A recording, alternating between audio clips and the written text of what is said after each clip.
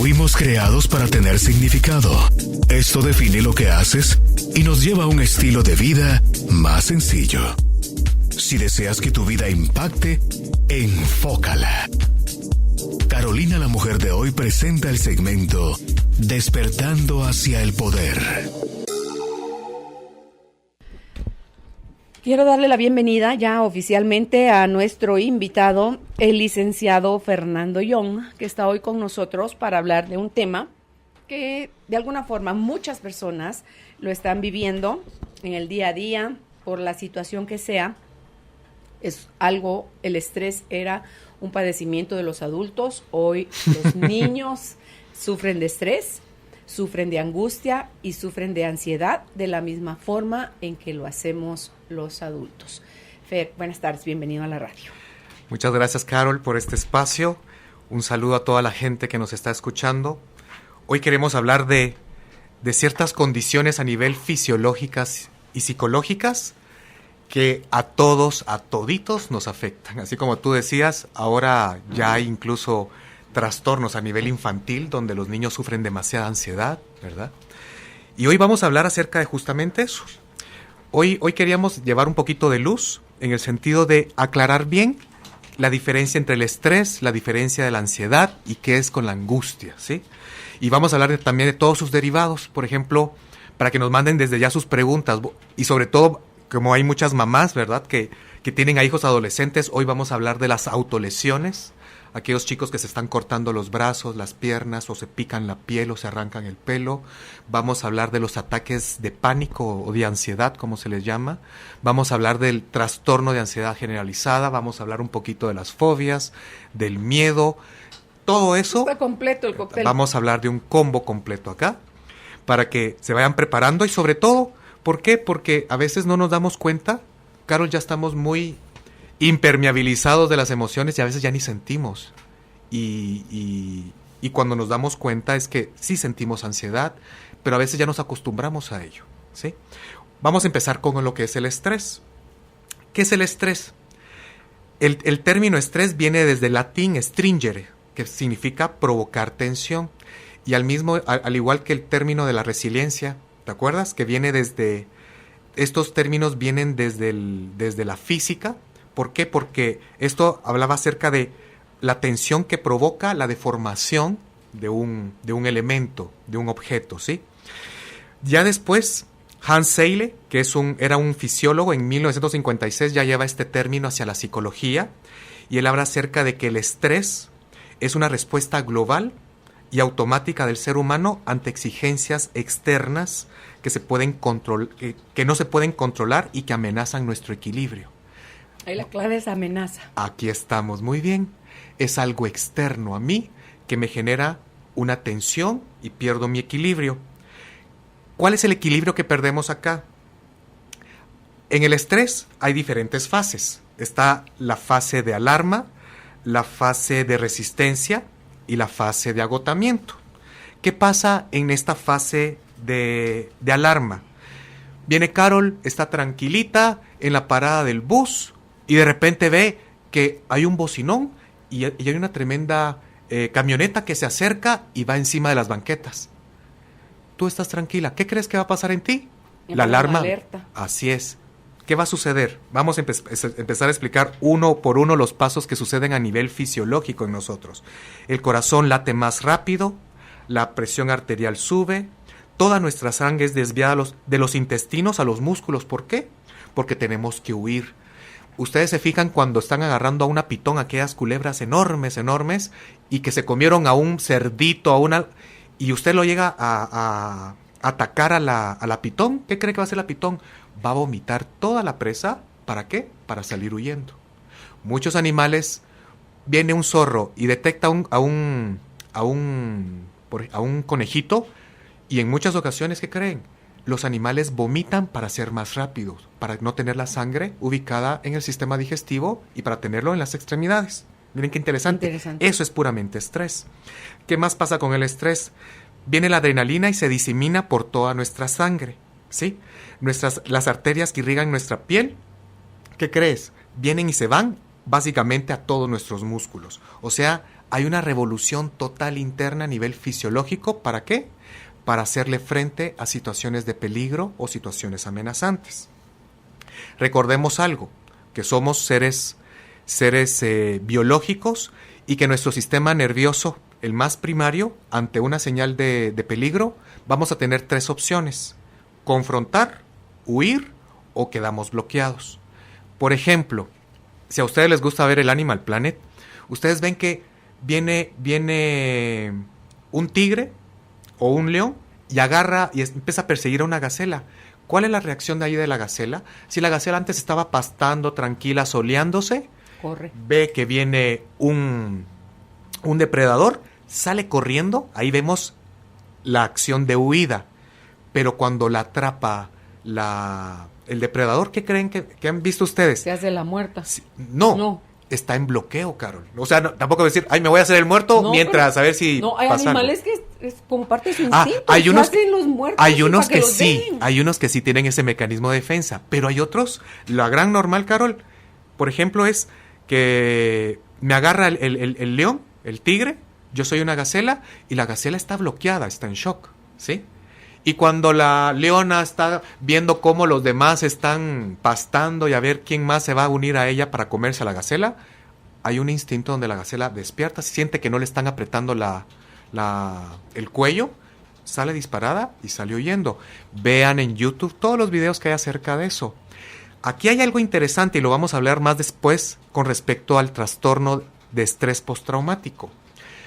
¿Cuántas ustedes ven a gacelas o animalitos que padecieron de un trauma donde iban a ser cazados? ¿Cuántos van ideos al psicólogo y al psiquiatra? Pues ninguno. ¿Por qué? Porque ellos pasaron esa pena después que un tremendo león les mordió la yugular, pero ellos están tranquilos, campantes, pastando después. A nosotros nos pasa algo así y quedamos marcados. Y después pasamos reviviendo continuamente esa experiencia traumática. Pero después vamos a hablar más detenidamente del tema del estrés postraumático. Después de esta situación, Carol, viene el estado de resistencia. Uh-huh. Y aquí lo que sucede es que se mantiene la situación del estrés, se acumulan en nuestro cuerpo todas esas sustancias químicas producidas por nuestro cuerpo y empieza a generar una sensación de cansancio, que vamos a ver ahorita, todos estos síntomas a nivel físico. Esta es una clave importante. El estrés tiene consecuencias a un nivel físico, como por ejemplo, dolores de cabeza, dolores musculares, sobre todo en la espalda y el cuello, genera insomnio, indigestión, sarpullidos, diarrea, estreñimiento, obesidad, y miren, y empezamos a ver otros niveles más gruesos, ¿sí? Por ejemplo, la reducción del deseo sexual, disfunciones sexuales, menstruación irregular, acné, úlceras, disminución de la fertilidad y enfermedades cardíacas, entre otras. Por el estrés. Por el estrés. O sea, usted quiere tener mejor calidad de vida, usted quiere tener un sistema inmunitario más fuerte y estable. Empecemos a analizar qué cosas nos generan estrés. Y no tenga estrés, como decía antes el doctor a mi mamá, tómese una píldora, ¿de qué me importa? No, es maneje bien su estrés, porque va a haber cosas que lo van a estresar. Así es. Aprenda a manejar esa situación nada más. A mí me encanta esa frase que dicen, ¿verdad, Carol? O sea, si está lloviendo, pues aprende a caminar con paraguas y baila bajo la lluvia. ¿Por qué? Es que problemas siempre van a haber. Uh-huh. A menos que usted tenga su finquita ya por algún lado, incluso en la finquita usted va a ver que a final de mes, y si no he recogido la cosecha, y si no me van a pagar lo suficiente, ahí entra el estrés, ¿sí? ¿Cuáles son las situaciones que después se producen en el estrés? Los síntomas, ya los hemos hablado. ¿Cuál es después la situación que después viene el desgaste, Carol? Cuando ya viene el desgaste, que se llama la fase de agotamiento, el nivel de cortisol, ¿sí?, que está en nuestro cuerpo, empieza a afectar. ¿Qué ibas a decir, ¿Esa fase cuán rápido se presenta?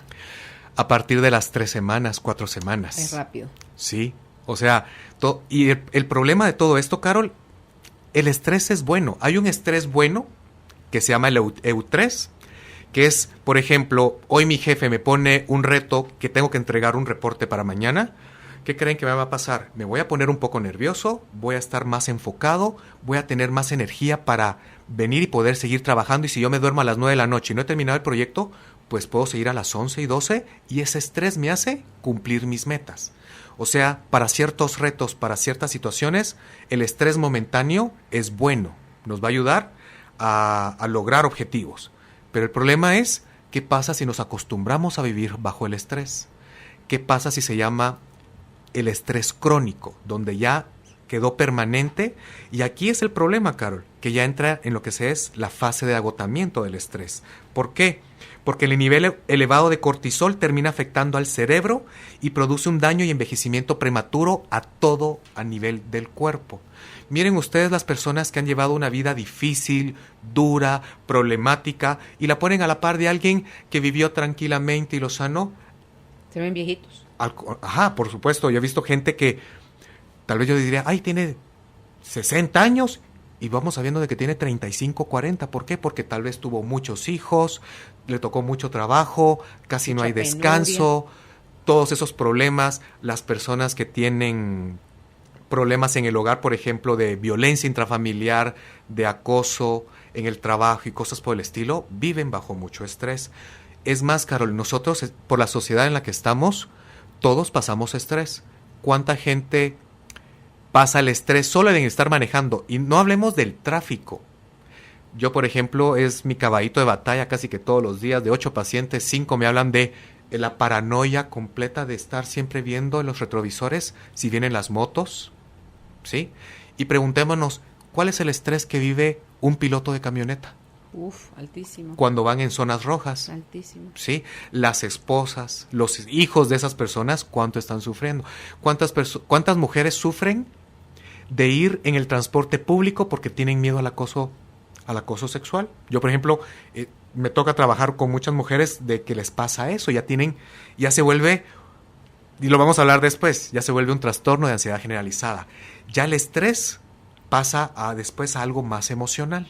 Claro, es que si tú le disparas ese pensamiento negativo a tu cerebro de estoy en peligro, puede pasar algo, como puede ser real, puede ser ficticio, ya tu cerebro lo tomó como real. Así es. Entonces lo estás viviendo como que si está sucediendo. Yo le decía, Elsa, que trabaja conmigo, le digo yo, cuando su mamá estaba muy, muy mala, ella sonaba el teléfono y brincaba y era otra cosa. Entonces, porque esperaba en cualquier momento la noticia de que le avisaran que su mamá estaba muerta, ¿verdad? Que había fallecido. Entonces, le hago conciencia de eso y le digo, mire, cada vez que usted reacciona así, está matando a su mamá. O sea, la está matando. En su mente, ajá. Sí, entonces, deje estar, porque le va a llegar la noticia finalmente. Entonces, ahí lo soltó. Y esperó cuando llegara el momento. Esperó tranquilamente. Podía irse todas las mañanas dejando levantada a su mamá y todo lo que podía hacer por ella, porque se tenía que ir a trabajar, y volvía a regresar en la tarde a seguir atendiendo a su mamá, pero ya en paz. Hoy, a ver si Judith nos puede poner aquí en el Facebook de Carolina, la mujer de hoy, una imagen que pusimos en mi Facebook, Judith, acerca de donde decía una mujer, algo así por el estilo, vengo al taller. Sí, pero es mañana. O sea, aquí entramos en el tema de la ansiedad. Cuidado, porque hasta los médicos vienen y mencionan, es que lo suyo es estrés o lo suyo es ansiedad, y lo estamos equivocando, y no es necesariamente lo mismo. Son primos hermanos, les cuento, ¿sí? Están muy concatenados. Por ejemplo, una persona que tiene estrés no necesariamente tiene ansiedad, ¿sí? Una persona que tiene ansiedad siempre tiene estrés. Esa es la gran diferencia. Pero ahorita los vamos a ir a empezar a entender un poquito más. ¿Y la ansiedad que la genera? Ahorita vamos a hablar. Okay. Justamente, la ansiedad, como tal vez muchas personas pensarán, no es una emoción. La ansiedad es un sentimiento. ¿Cuáles son las emociones? Las emociones es la ira, el miedo, el asco, la alegría, la sorpresa y la tristeza. Todo surge a partir de ahí. ¿Y cuál es la diferencia entre la emoción y un sentimiento? La emoción es una reacción psicobiológica, o sea, surge de la nada. Por ejemplo, yo te pongo ahorita una ensalada shuka de hace una semana y solo el olor Y solo la visión te va a generar asco. ¿Y qué haces? La cara, los gestos. Y no estás pensando, ay, eso de plano va a saber feo y podrido. No, es una reacción inmediata, ¿sí? Es breve. Así es, tarda pocos segundos. Entonces, el miedo es una de las emociones básicas. De ahí va a surgir la ansiedad. Y ahí lo vamos a hablar más detenidamente después que hablemos de qué es esto de la ansiedad. La ansiedad viene del latín, que es ansietas, y que significa aflicción. Es un sentimiento, recordemos esto, es un sentimiento, no una emoción, que surge cuando una persona se siente en peligro, y aquí por eso es que decimos que es una emoción, es un sentimiento, ya sea real o imaginario. ¿Por qué? Porque el estrés siempre reacciona ante algo real, ¿sí? Veo mucho trabajo, alguien me va a atacar, ahí se me genera el estrés. Pero la ansiedad puede ser imaginaria, puede ser que yo me estoy imaginando el peor escenario posible, estoy imaginando una TV y novelas muy dramáticas y tal vez nada de eso está ocurriendo. ¿Pero qué crees? Yo me lo pienso como que es verdad y empiezo a sentir miedo. ¿Por qué? Porque el miedo es la anticipación al dolor, ¿sí? El miedo es una emoción básica. La ansiedad es un sentimiento. ¿Por qué? El sentimiento es cuando yo siento miedo y empiezo a hacer un discurso y toda una programación mental acerca de ese miedo. Me va a pasar aquello y me estoy anticipando a muchas cosas que no necesariamente van a suceder, ¿sí? ¿Cuáles son los detonantes también de la ansiedad? Por ejemplo, cuando hay estímulos ambientales muy dañinos, ¿verdad? Por ejemplo, hay ruido, hay mucha gente, cuando hay percepciones de amenaza, cuando hay aislamiento y confinamiento, cuando hay mucha presión de grupo, cuando hay frustración en el bloqueo de nuestros intereses, cuando hay relaciones sociales conflictivas y fallidas. Todas esas situaciones todavía vienen y nos van a predisponer más a que la ansiedad se venga y se vaya a exacerbar más, ¿sí? Ahora, si vieron que al principio hablamos de todas esas reacciones fisiológicas que vienen y genera el estrés, ahora, ¿por qué no empezamos a ver cuáles son las repercusiones psicológicas y conductuales de la ansiedad? Cuando tú estás ansiosa, Carol, vas a sentir una sensación de preocupación, de agobio, de aprehensión. Pongámosle, sí, es una sensación aquí en el pecho, mucha gente le llama flato, ¿verdad? Hay mucho miedo a perder el control, ¿sí? A veces hay sensación de muerte inminente, eso lo vamos a ver en el caso del trastorno, ataques de pánico.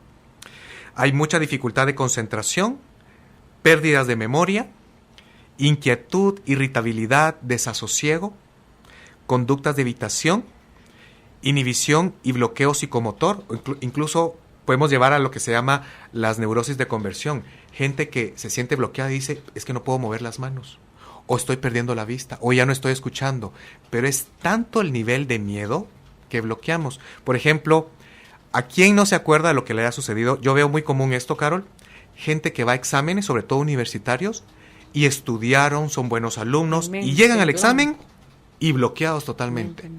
Acabo de escuchar ahorita a una chica estudiando medicina que dice, mire, yo llego, estudio y me blanqueo, ¿sí? ¿Y cuáles son las frases que se le empiezan a venir? Yo no puedo, está muy difícil, no sé cómo hacerlo, ¿sí? Y después vamos a empezar a entrar justamente que desde ahí viene toda la base para la ansiedad y también para el estrés. Cuando muchas personas que tienen problemas de ansiedad, Carol, llama la atención que vienen y llegan a buscar médicos, llegan muchos a los hospitales. ¿Por qué?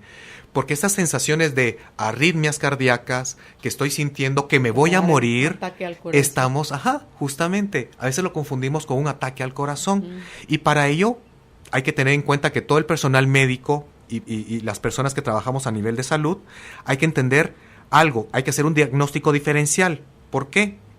Porque primero hay que revisar cuáles son todos los síntomas físicos, ¿sí? En segundo lugar, habría que revisar la historia médica y psicológica del paciente. Y habría que ver si no hay una posibilidad de que sufra de alguna otra enfermedad o hay influencia de tóxicos. Por ejemplo, alguien viene y consume algún tipo de droga, por ejemplo la cocaína, eso te empieza a generar angustia, arritmia, Y por ejemplo, si se te fue la dosis, Carol, yo estaba acostumbrado a sentirme bien high y rapidito y hago las cosas y me siento con euforia y fuerte. Pero ¿qué pasa si me dieron una cocaína más pura, más intensa y más fuerte y empiezo a sentir que me voy a morir? Entonces hay que tener cuidado a veces también. También han habido casos cuando tomas mucho café, también te genera, y si estás vos bajo estrés y hay una situación donde tu mujer ahorita te echa de la casa o tenés miedo a que vas a perder el trabajo, ahí tú puedes creer, me está dando un infarto, un ataque al corazón. Hay muchas enfermedades, hay muchos trastornos a nivel fisiológico que pueden generar sensaciones de ansiedad. ¿Como cuáles? Trastornos endocrinos, como por ejemplo hipertiroidismo, enfermedades respiratorias como el asma y enfermedades cardíacas. Por ejemplo, donde se dan los casos de las arritmias, insuficiencias cardíacas, ¿verdad? Y enfermedades de arterias coronarias. Ahora bien, ¿cuáles, para puntualizar más, porque ahorita vamos a entrar en el tema más fuerte que es la ansiedad, cuáles son en sí las diferencias específicas entre la ansiedad y el estrés? El estrés primordialmente es fisiológico y la ansiedad es emocional y psicológica. El estrés agudo, por ejemplo, con el estrés siempre sabemos cuál es la causa que nos está generando el estrés, ¿sí? En cambio, la ansiedad es mucho más difusa. Es incluso a veces se vuelve crónica y a veces hasta le tenemos miedo al miedo, Carol, ¿sí? Es algo que ya se nos implanta y que a veces puede ser episódico o es una ansiedad ya de rasgo. Tú ya lo traes desde antes, como por ejemplo tu temperamento. Tú eres más flemática, y yo soy más fuerte porque soy más sanguíneo. En esos sentidos, tú tienes más vulnerabilidad para sentir ansiedad. Por ejemplo, ustedes han visto... El flemático y el melancólico. El melancólico tiran, sí, por supuesto, tiran más a ser más ansiosos. ¿Por qué? Ahí lo vamos a ir viendo con esas características donde soy más introvertido, más calladito. En cambio, un sanguíneo colérico viene y, bueno, aquí está el clavo, bueno, ¿qué quiere usted? Enfrentémonos, ¿verdad que sí? Se dan cuenta, por ejemplo, vean ustedes a sus hijos. Vean, por ejemplo, cuando también van a comprar perritos. Yo, por ejemplo, si voy a comprar perrito, yo miraría a todos primero y me voy a quedar con el tranquilito. ¿Por qué? Porque ese no me va a destruir la sala, ¿sí? Ese no me va a andar pidiendo a cada rato que lo saque a correr. En cambio, el tranquilito ahí se va a quedar a la par mía, ¿sí? Descansando y viendo tele. Y así es como vemos las personas, no necesariamente, ¿verdad? Los que son más agitados, porque esas personas también pueden ser nerviosas, ¿sí? Sino que decimos aquellas personas que tienen como más energía, pero con temple, con más fuerza y seguridad. Esas personas son más resistentes tanto a la ansiedad como al estrés. El estrés agudo siempre es resultado de una situación externa. La ansiedad siempre tiene que ver con una situación interna, ¿sí? ¿Por qué? Porque hay muchos casos que vemos de personas que son muy ansiosas, que no hay ningún tipo de peligro, Carol. Incluso me ha tocado trabajar con personas que los hijos los mantienen o tienen sus rentas, viven en sus casas, todo muy bonito, todo muy seguro, pero pasan con mucho miedo, ¿sí? Ahora, ¿por qué a veces mencionamos también mucho el tema de la angustia y el tema de la ansiedad? Son sinónimos hasta cierto punto. ¿Por qué? Lo que sucedió, Carol, es que a mediados del siglo pasado, con tantas escuelas psicológicas, unas escuelas tomaron el término ansiedad y otra, tal vez la más predominante y la más conocida y la que hasta ahorita ha mantenido, por ejemplo, el top of mind, que creen que mucha gente, que la psicología solamente es psicoanálisis, es justamente, ¿no? Toda la técnica y todas las creencias que forjó Sigmund Freud. Sigmund Freud le hablaba con el término de angustia. Todas las demás escuelas, como la racional cognitiva, la escuela humanista, hablamos de ansiedad. Entonces, básicamente es una distinción de término en base a una escuela psicológica y a otra. Nosotros creeríamos que le podemos llamar, para que no nos hagamos bolas, nos centramos en el término de ansiedad. ¿Qué causa la ansiedad, Carol? Imagínatelo tú, con todo lo que sabes, con todo lo que has experimentado, ¿de dónde crees que viene la ansiedad? Tú dijiste hace un rato que era aflicción, cuando uno siente que está en peligro. Uh-huh. Yo creo que es el control, Fer, creemos que tenemos el control y entonces si yo estoy atento aquí no se me zafa nada, Así aquí llevo es. yo el timón. Pero una vez un poquito me saque de ahí, loqueo, se me pone de cabeza el mundo. Entonces, hablando por mí, yo lo dirigiría al control. Es una de las situaciones, y lo vamos a ver bien detenidamente en los casos de las personas que tienen trastornos obsesivos compulsivos. Hay unos que no son ni tan obsesivos ni tan compulsivos, pero le llamamos personas perfeccionistas, que quieren tener mucho el control, y lo vamos a ver detenidamente. Y ahí vas a decir cuál es el origen de Sí. por qué uno tiene todo eso. Así es. Okay. Me llamó mucho la atención algo, y lo quiero sobre todo recalcar para aquellos que son estudiantes de psicología. ¿Por qué? Porque cuando estuve haciendo la investigación de todo el contenido, y los invitamos a que marquen al 50-20, ¿verdad? Sí, sí. Hoy trajo Fernando material muy bueno. Trajo una guía de autoayuda para ver cómo están nuestros niveles de depresión y ansiedad.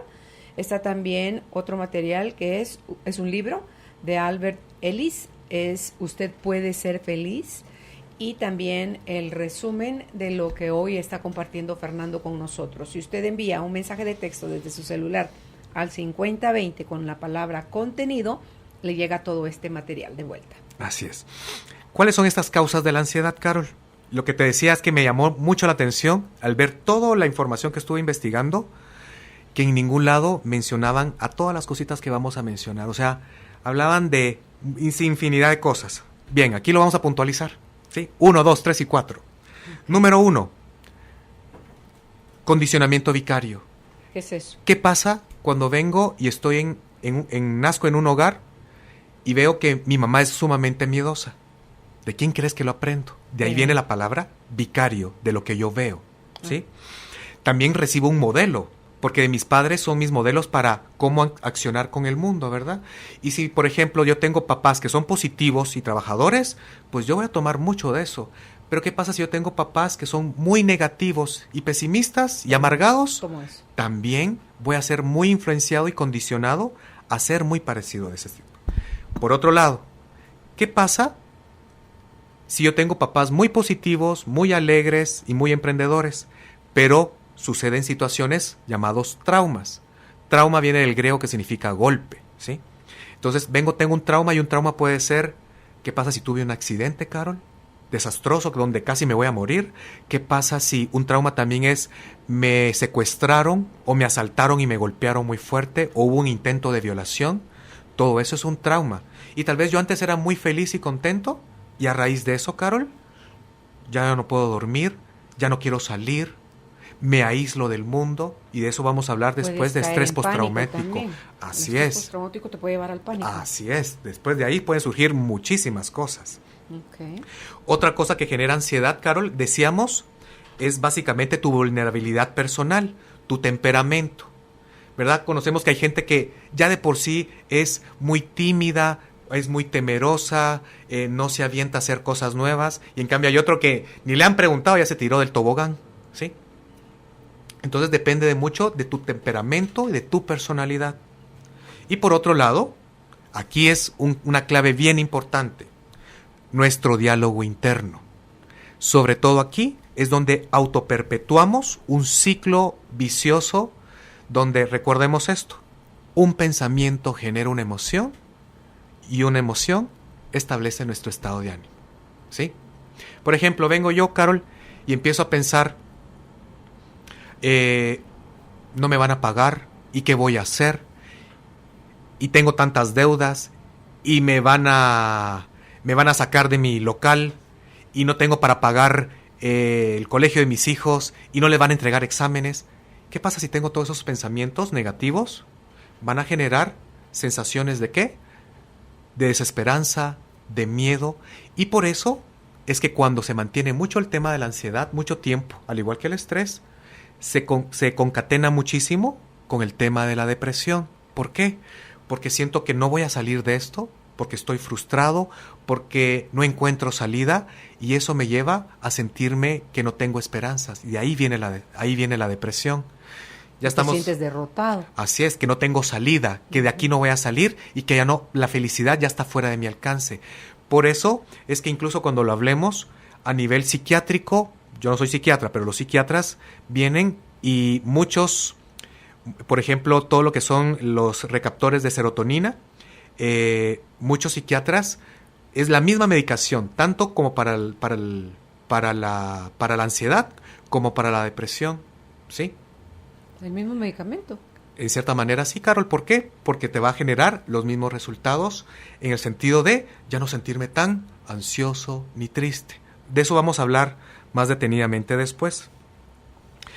¿Cuáles son los tipos de ansiedad principales los que nos afectan? Cuando la ansiedad ha llegado a un nivel mayor, crónico, que ya no es episódico, sino que se mantiene todo el tiempo y que me está afectando en mi nivel de vida, a eso le llamamos un trastorno de ansiedad generalizada. ¿Y qué es esto? Es una tensión crónica cuando nada parece provocarla, es un nerviosismo excesivo a diario, ¿sí? Y que tiene por lo menos una duración de 6 meses. Trastorno de ansiedad generalizada. ¿Y qué sucede acá? Las personas experimentan miedos y preocupaciones persistentes no específicos. O sea, la gente no te puede decir, mire, yo específicamente sé que le tengo miedo a que me asalten, o miedo a que mi esposo me abandone, o que nadie de mi familia ya me quiera. No, el miedo está ahí latente para cualquier cosa, Carlos. Estas personas, tanto es la sensación de estrés y de tensión, que cuando tratamos de hacer trabajo cognitivo, de ver cuáles son sus creencias y de dónde vienen, normalmente están no sé de dónde. Y ya sabes que decimos acá que el no sé significa no me he dado el tiempo suficiente para ver qué está pasando adentro. Pero con estas personas de veras he hecho de todos los intentos y son personas que están tan bloqueadas, que tienen tanto miedo que no pueden descubrir por dentro ni observarse. ¿Por qué? Porque hay mucha tensión. Y ahí si la persona no se rinde, dijera el otro, no puede hacer catarsis, no pueden salir de ese círculo vicioso en el que está. Fíjate que en cierta manera sí. A menos que se medique. Trabajamos afloje, a eso lo que hacemos. El de Bach. A eso lo que hacemos. Por ejemplo, cuando hay casos de trastorno de ansiedad generalizada, y que ahorita les vamos a compartir los síntomas que son, por ejemplo, preocuparme demasiado por simples actividades diarias, querer controlar mis preocupaciones constantes, tener dificultad para relajarme, problemas de concentración, es aquellas personas que por cualquier cosa se sobresaltan, ¿no? Son sorprendidas fácilmente, les cuesta dormir, se sienten cansados todo el tiempo, tienen incluso dificultades para tragar, dolores continuos de cabeza, de músculos y de estómago, temblores o tic, sudar mucho, marearse, sentir que les falta el aire, estar muy irritables. Todos estos son síntomas cuando ahí está el estrés el trastorno de ansiedad generalizada. Antes de que te pases otra cosa, ya Alejandro me hizo señas de que tenemos que irnos a la pausa. Déjame ir a la pausa entonces. Estamos conversando de un tema súper interesante. No es que esté de moda, es que está vigente en muchas personas. Todo el tiempo está. ¿Verdad? Entonces, tal vez hoy le ponemos más atención, Fer, a esto y le damos otro abordaje diferente. Estrés, angustia y ansiedad es el tema tratado hoy con el licenciado Fernando Young. Le recuerdo rápidamente, tiene material para usted. Si usted envía la palabra contenido en mensaje de texto desde su celular al 5020, va a recibir la guía de autoayuda, donde usted podrá ver sus niveles de depresión y ansiedad. También está el libro de Albert Ellis, Usted puede ser feliz, y el resumen del programa de hoy. Todo esto con la palabra contenido. También al celular puede usted usarlo para enviarnos su duda, su comentario respecto al tema. Bienvenidas sus preguntas. Y en Facebook encuéntrenos como Carolina, la mujer de hoy. Ya volvemos. Dale me gusta a nuestra página oficial en Facebook, Carolina, la mujer de hoy. Comparte nuestros contenidos, mensajes e información. Ya de regreso con nuestro invitado, el licenciado Fernando Young, estrés, angustia y ansiedad, el tema que hoy nos atañe. Estábamos hablando acerca del trastorno de ansiedad generalizada y para recapitular un poquito es cuando esta ansiedad se vuelve exacerbada, o sea, es muy intensa y se mantiene ya todo el tiempo, ¿sí? Ya después vamos a hablar cómo se puede trabajar el tema de la ansiedad, porque ahorita vamos a entrar un poquito a eso, pero cuando yo vi de todos los demás trastornos, mejor después vamos a simplificar cómo se puede trabajar cada uno de todos estos casos. Okay. Hay otra situación con respecto a la ansiedad que se llama el trastorno de estrés postraumático.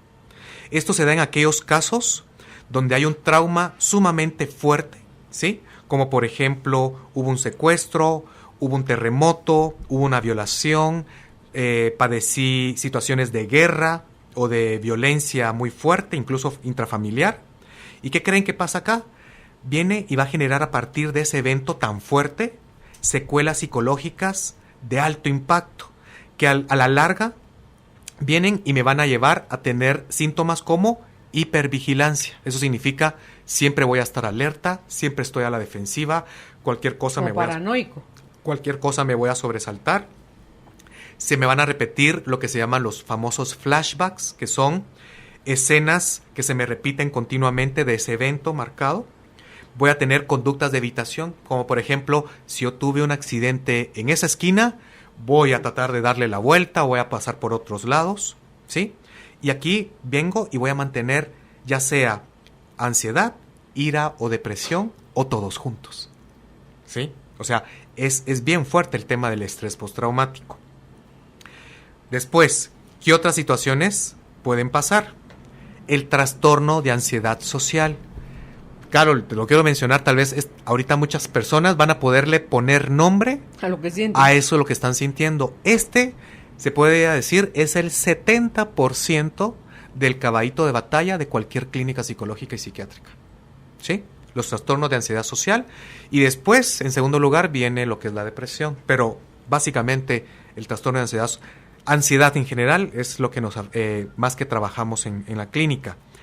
Cuando ponemos el título de ansiedad social, justamente se está refiriendo a eso, al ámbito donde nos da, y es bien específico el tema de la ansiedad. ¿Por qué?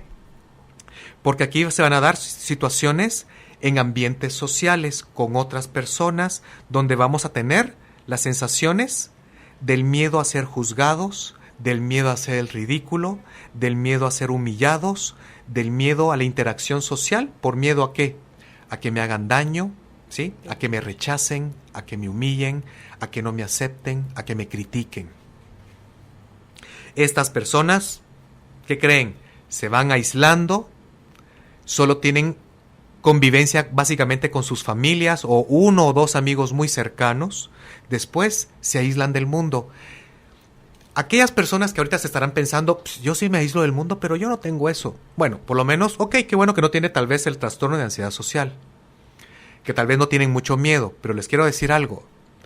Toda la persona que se aísla del mundo, que no sale mucho, que no tiene amigos, que solo convive tal vez ni convive mucho, ¿verdad? Ni con su familia.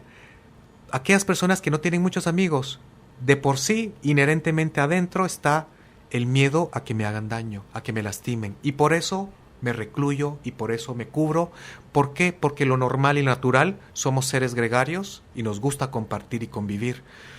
Harvard dice eso, la primera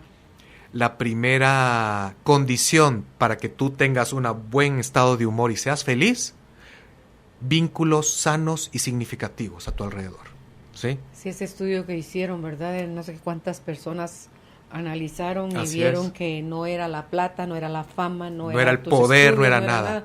Era tus relaciones, la calidad de tus vínculos vínculos. buenos. Así es. Fer, pero aquí de lo que mencionaste, el origen de esto es porque de niño fuiste muy humillado o muy criticado o te sentiste rechazado, te lastimaron mucho. Ahorita me hubiera gustado que hubieran salido musiquita de angelitos, así, ¡guau! Na, na, na, na. ¿Por qué nadie menciona eso en internet para la gente que está buscando información sobre la ansiedad? Carol, a mí me viene gente con estrés postraumático, con ansiedad generalizada, con lo que sea, empezamos a trabajar justamente esos conflictos. El tema de autoestima, tu valía y tu capacidad, sobre todo la capacidad. ¿Por qué? Vamos a explicar un poquito esto. La autoestima tiene dos columnas vertebrales, o dos pilares, que si quieren llamarlo así, que es la valía y aparte es la capacidad. La valía es el valor que yo siento sobre mí misma o mí mismo. Si yo me siento suficiente, si yo me siento digno y merecedor, si yo me siento valiosa y suficiente como mujer y como persona. La capacidad, por otro lado, es la sensación de seguridad sobre qué es lo que yo puedo hacer y lo que yo puedo lograr. Este punto aquí es clave. ¿Por qué? Porque si yo me siento capaz, Carol, yo confío en mis habilidades, en mis recursos, en mis talentos, en mi propia inteligencia, en mi capacidad de resolver situaciones. Y aceptas también tus limitaciones. Así es. Y ahora vayamos más adentro. Si ustedes analizan esto que acabamos de decir, a un nivel esencial, ahí que estamos trabajando también.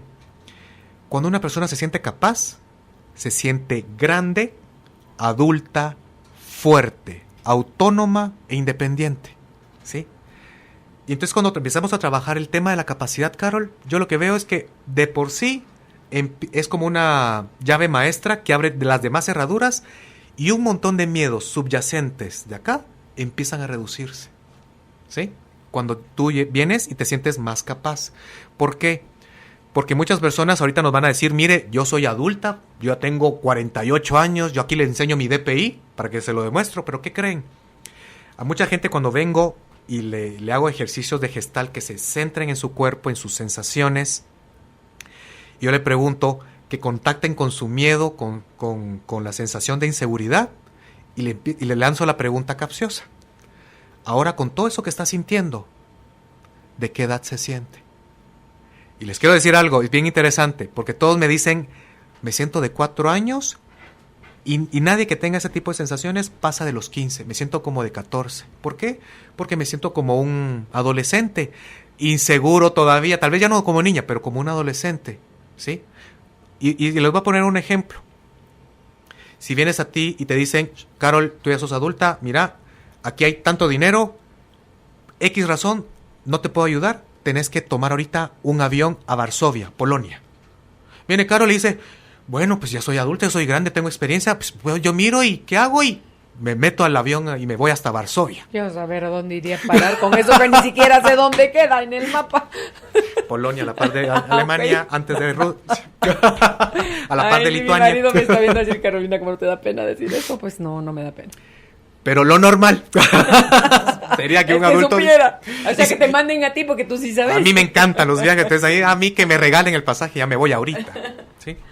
Pero en cambio a un adolescente lo normalmente diría, ¿y dónde compro el pasaje? ¿Y dónde abordo el avión? ¿Y cuántos transbordos voy a hacer? Y, ok, ahí vemos la diferencia. Fer, esa edad, ante ese ejercicio, la gente dice, me veo de 4, de 5, de 8, de 10, de 15... tiene que ver, está relacionado con el momento en el que se impregnó en ti la herida básica de ese evento que ahorita está detonándose con un momento, con una situación actual. Puede ser, no necesariamente siempre. Por ejemplo, si hablamos a veces de que cuando decimos, mira, ¿y por qué siempre tiene miedo a fracasar?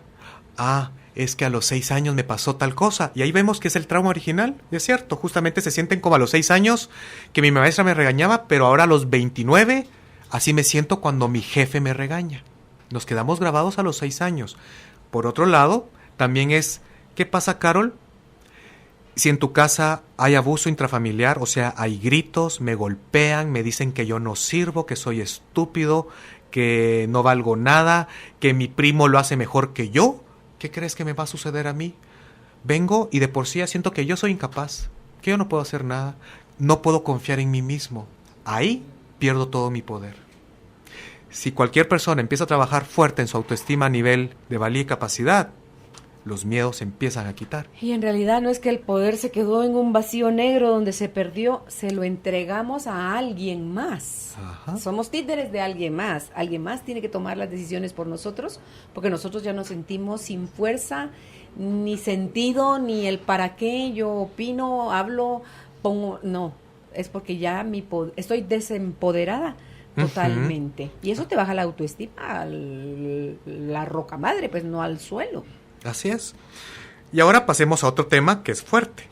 Los ataques de pánico. ¿Sí? ¿Qué es un ataque de pánico?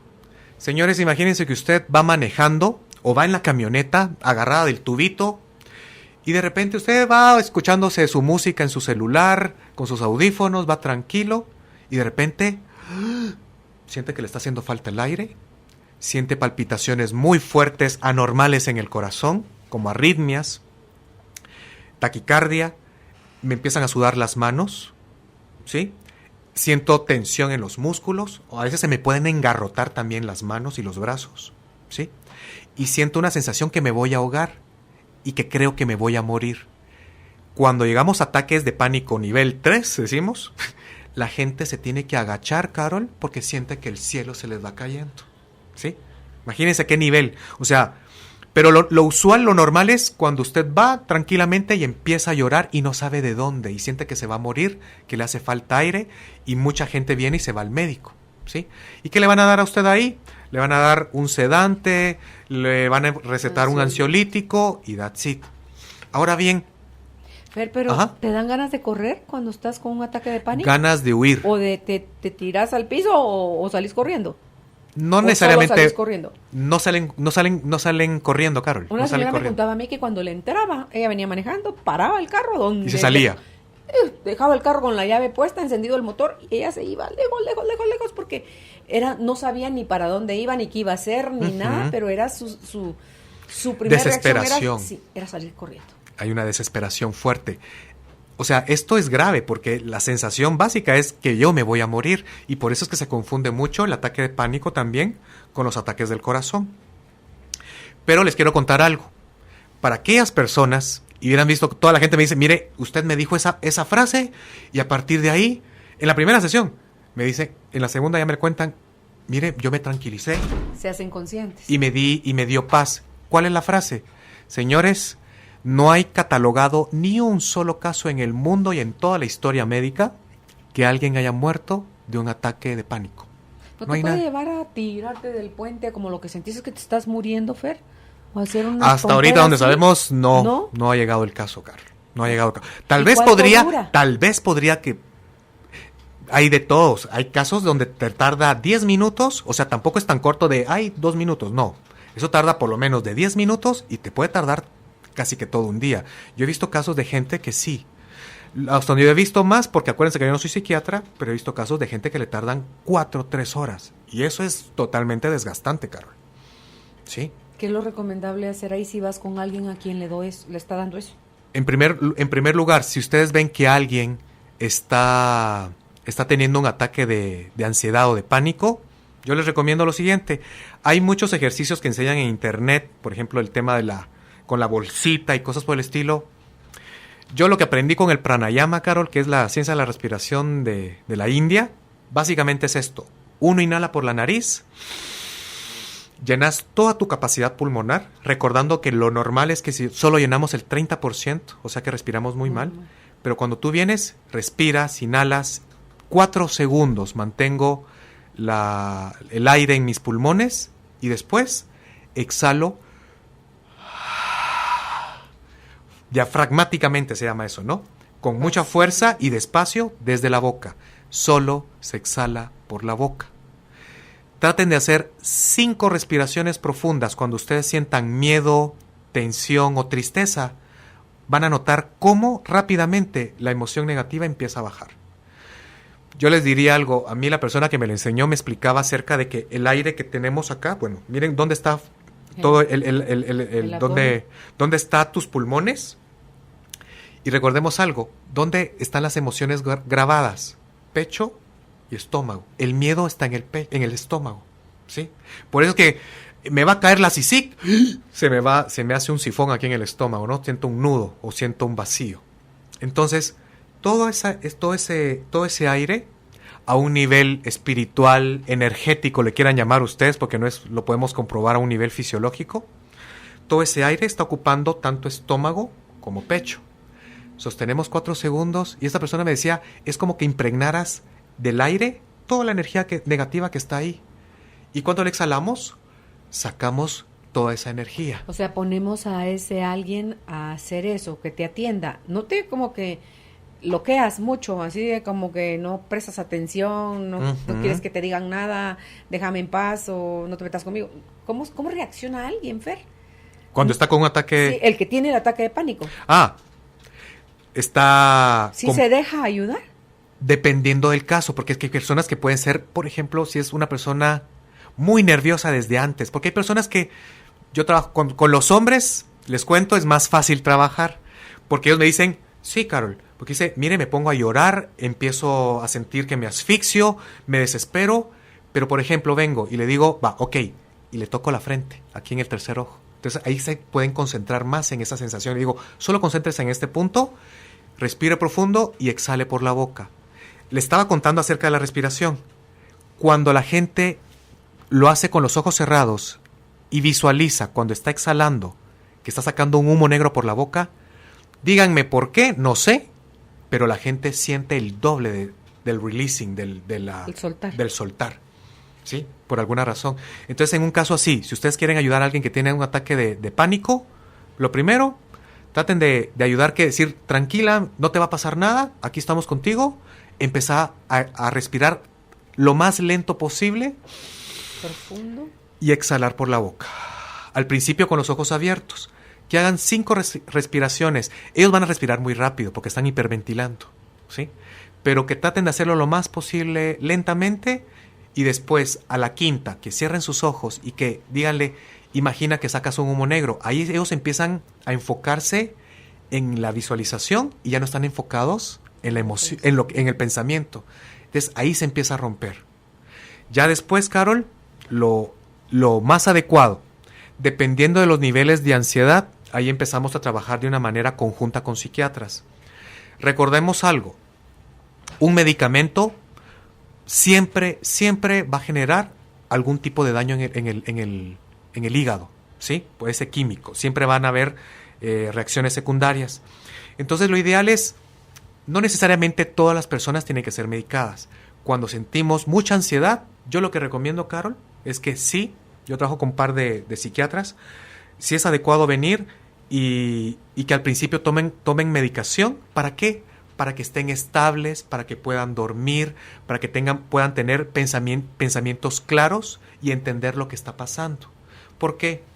Porque si viene alguien y está sumamente alterada, hagas lo que hagas, no va a entender lo que está pasando y se va a quedar estancada en eso. Entonces, lo mejor y lo más adecuado es que vengamos, empecemos a medicar. Y mucha gente tiene miedo, es que me van a volver zombie, es que voy a quedar tirada en la cama. No, hay ahora muy buenos medicamentos incluso que no generan efectos secundarios a nivel, por ejemplo, porque hay muchos antidepresivos, Carol, que te resecan la boca, que te dejan tirado como zombie, que ya no estás concentrado ni sos igual. Entonces, ¿de qué te sirve si ya no eres la misma persona y pierdes tu esencia? Entonces, lo que decimos es, no necesariamente todos los trastornos tienen que tener medicación, pero cuando hay situaciones graves de ansiedad, sí debe haber medicación. Y lo que hacemos es que empezamos ahí con la terapia, generamos recursos en esas personas, porque la gran mayoría de cosas, Carol, al igual que la depresión, la ansiedad y la depresión, el 95% de casos son reactivos. El 5% vienen de situaciones biológicas, orgánicas, ¿sí? Si no es muy grave la cosa, Fer, ¿puede manejarse con florales de Bach? Pues podría ser. Yo antes trabajaba con florales de Bach, ¿sí? Pero desde que descubrí otras técnicas, vamos al grano directo y cortamos de tajo todo.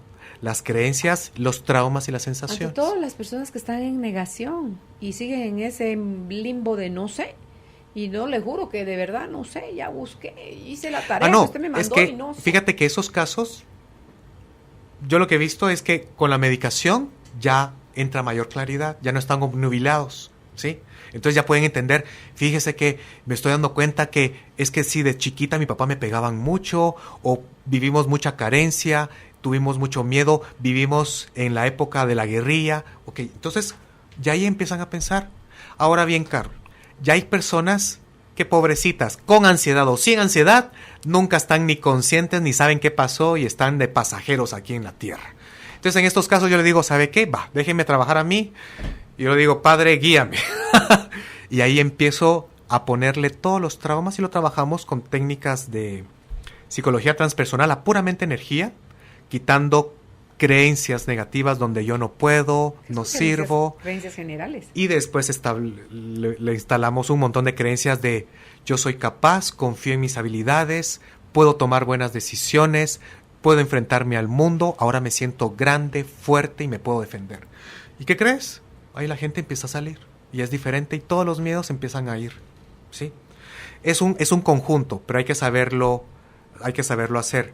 Por ejemplo, con personas que vienen y se acaba de morir tu pareja, o acabas de saber ahorita cuando tienes una buena relación, he visto eso, y vienen estas personas y de repente saben que su pareja le está siendo infiel, ¿qué crees? Entran en ansiedad crítica y aguda ahí, en esos casos, ¿sí? En esas situaciones cuando hay separaciones, muerte, divorcio, esos casos de ansiedad aguda, ¿qué hacemos? Yo le digo, mira mi linda, lo más necesario y urgente aquí para trabajar tu duelo es que mediquemos, pero de una manera leve y suave, y que trabajemos en terapia. ¿Y qué crees? Cuando ya empiezas a ver tus resultados, ya estoy tranquila, dile ahora al doctor que ya te empiece a bajar la dosis porque ya vamos bien.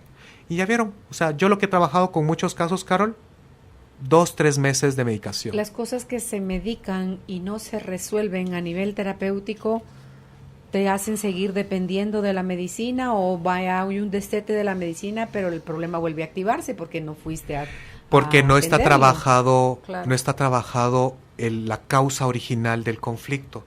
Por ejemplo, Carol, imagínate que yo sufrí abuso intrafamiliar, donde me denigraban, donde hubo maltrato psicológico y verbal, por no decirlo físico. Imagínate cómo yo le llamo a eso el estado de indefensión. Soy muy temeroso, nervioso, tengo angustia, algo me puede pasar, tengo esa sensación, ¿sí? Entonces, Carol, si yo no trabajo eso, por muchos medicamentos ansiolíticos, antidepresivos que me den, nunca voy a ser feliz, nunca voy a estar en plenitud. Es como que si yo tuviera un Mercedes-Benz de último modelo y siempre voy a 25 kilómetros por hora, ¿sí? Y con el freno de mano puesto. O sea, nunca voy a vivir mi plenitud y mi totalidad. ¿Por qué? Porque me siento mermado por esos miedos. Pero ¿qué pasa si tal vez tu caso es muy difícil y medicamos? O incluso, tal vez tu caso no es tan difícil o no lo sientes tan inhabilitador. Vienes y tal vez no hay que medicarte, solo trabajamos con terapia. ¿Y qué crees? Yo lo que te digo, Carol, y lo vemos acá, y nuestra querida Judith también lo puede percibir, ¿verdad? Que sabes de muchos testimonios de pacientes míos. 8 sesiones, ya quitamos muchos de esos miedos. Ahí sí que pare de sufrir. Sí, es posible. Fer, todos estos padecimientos pueden venirnos también influenciados desde la parte genética, familiar, la herencia, el estrés, la angustia y ansiedad. No solo como patrón de conducta, sino que haya algo en tus genes que tú decías, el temperamento, tu personalidad, pero ¿puede haber algo más adentro que te haga más propenso a padecer esto?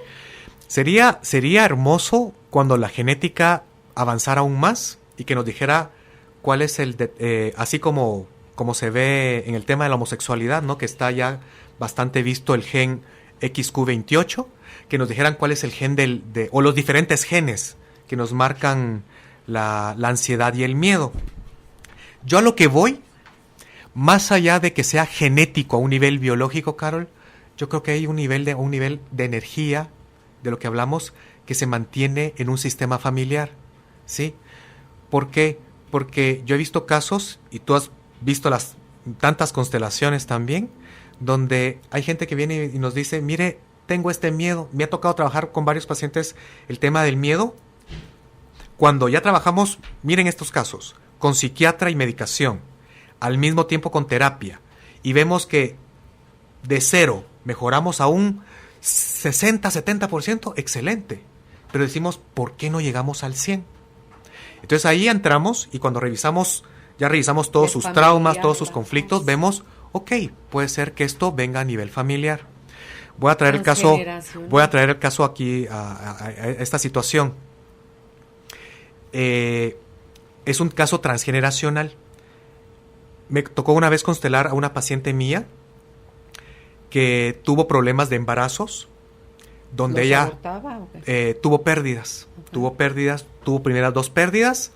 Trabajamos con Theta Healing, con todo lo que pude haber. Y con sus pruebas musculares salían de que personalmente ella no tenía sus miedos, pero todavía tenía miedo para quedar embarazada.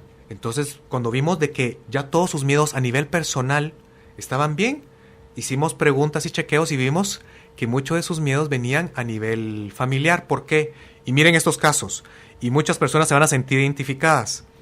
Cuando algo me pasa a mí, pero yo empiezo a analizar la historia de mi familia y veo que le pasó a mi mamá, a mi abuelita, a mis tías, a mis primas, uno dice, pues esto no es casual. Esto ya es algo que viene a nivel de familia. Con esta persona constelamos porque ella trabajó en terapia, trabajó muy bien, ya no habían tantos miedos, pero todavía quedaba ese resquicio de, ¿y si la próxima vez que me embarazo se muere mi hijo?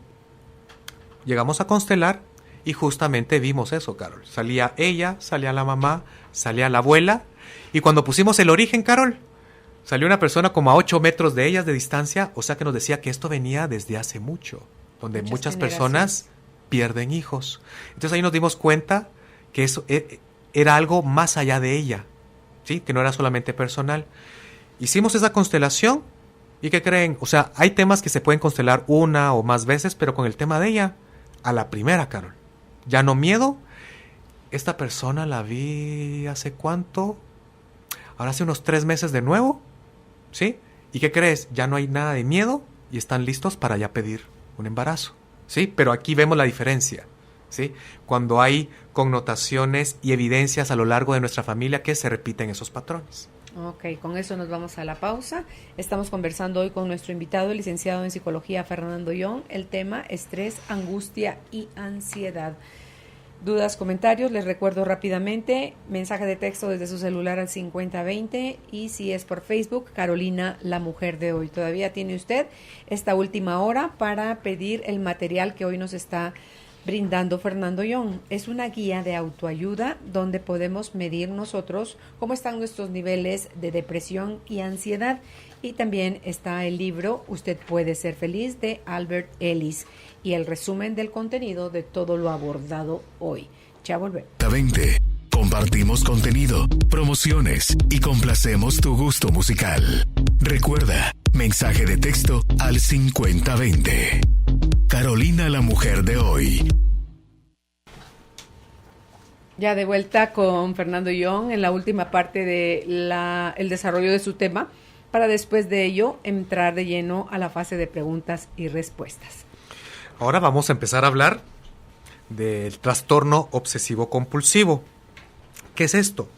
Se trata de pensamientos o acciones no voluntarias que el paciente no puede dejar de pensar o hacer para no generar ansiedad, ¿sí? ¿Qué son esto de las obsesiones y las compulsiones? Una obsesión son ideas, pensamientos o imágenes recurrentes que no son producidas de manera voluntaria, sino que son como pensamientos que van a invadir nuestra conciencia, Carol, ¿sí? Y son vividos de una manera exagerada o sin sentido. Por ejemplo, yo tengo pensamientos obsesivos de que, ¿y si se me entran a la casa? ¿Y si me roban?